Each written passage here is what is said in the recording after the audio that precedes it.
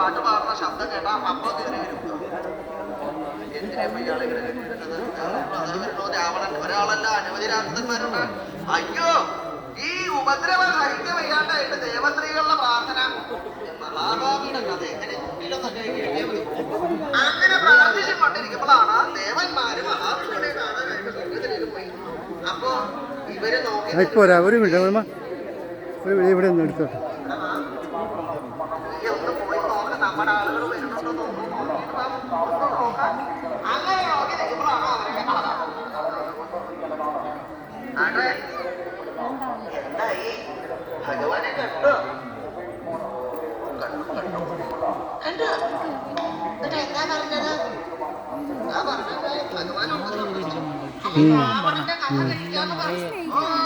അതൊക്കെ ആവാന്ന് പറഞ്ഞ ദൈവാധീനായി രക്ഷപ്പെടൂല. ഭഗവാൻ സമ്മതിച്ചൂല.